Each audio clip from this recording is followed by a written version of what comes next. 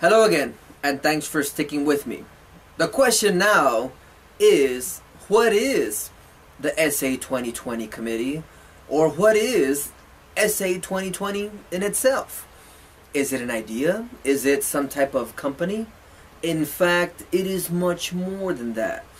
SA2020, under the direction of Mayor Castro, was a visioning process to answer the basic question of what does the city of San Antonio need to do, what do we need to do to become a world-class city by SA 2020. And this report that I just showed was the answer to that. There were some big, humongous meetings at Tri-Point, business leaders, community leaders, just everyday citizens all meeting together to brainstorm what do we need to do, and this was the result. There are 11 vision areas, and they include arts and culture, community safety, downtown development, economic competitiveness, and it goes on to include education, family well-being, government accountability, and civic engagement, which we'll talk about more later.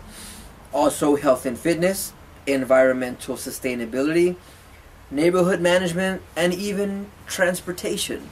All areas that need to be touched on, that in fact we can touch on. Because we do have some great leaders in this city, but they are not enough to get done what we need to get done. It is now our turn, it is now your turn as the youth of our city to take some action to help us arrive at those places. Now, the question is, what is the SA2020 Committee?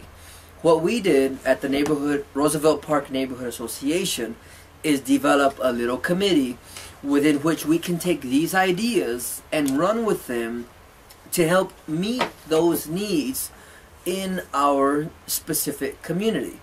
Because in this SA2020, there are some big indicators, there are some big goals for the whole city. But we need to be able to achieve those in localized areas in order to meet the goal of the whole. And what we'd like to examine is how can we do that in our immediate surroundings. Let's take education, for example. And what's so great about this report, which I dropped off 9 over the weekend at your school that you can take a look at later, it doesn't just say education.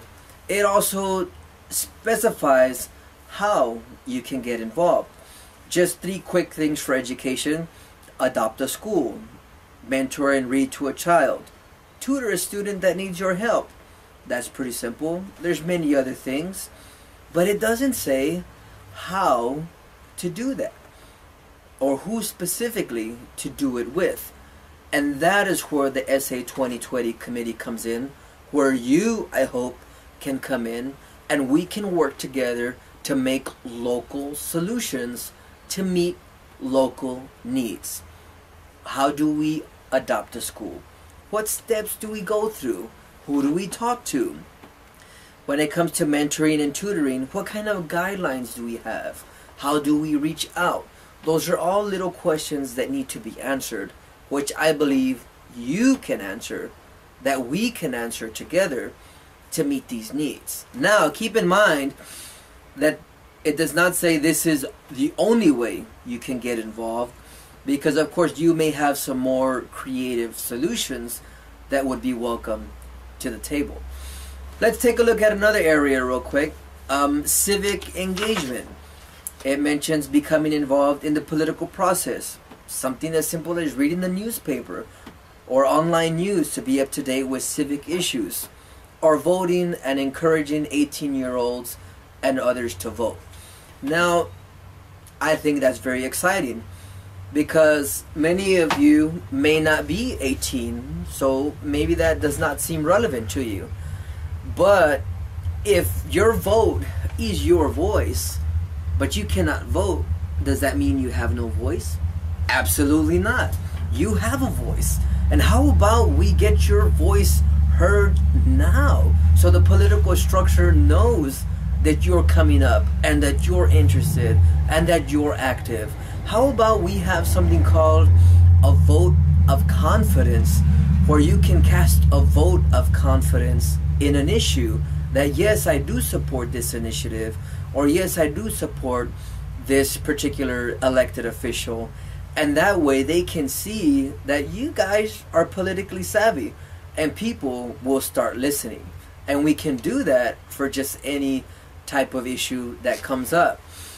When you look at a regular political campaign, they have these things called steering committees, and they have parties where they raise money. Well, we could do the same thing too. How about we raise some money for the issues we care about? How about we have these vote of confidence parties where we start demonstrating the power that you do have, so by the time you're 18, you're already well versed in how to participate in the political system that we have now. Now, that's just two ideas in education and civic engagement. I can go on about what we could do or what are some ideas in these different areas, but that's not the point. The point is for you to come forward and again demonstrate your creativity, demonstrate your initiative. What are your passions? What is your solution to these challenges we are facing? Because when it's yours and you have more ownership of it, when you come in these interview processes, when you're applying for scholarships, when you're applying to different schools, you may say, hey, I'm already accepted into college. Well, guess what? You're going to need to be accepted into a master's program later, maybe into a PhD program. You will be evaluated continuously for quite some time to come. And I hope that with your participation in the SA2020 Committee, you can continue or at least begin to practice the very traits that you will be evaluated upon. So it is my hope that you will join our SA2020 Committee and make these strides not just in our local neighborhood, but also in this city. And also, and more importantly, make these strides for yourself, for your own development, so you can be a stronger person and take that skill set into whatever arena you're going to play in the future. Thank you very much.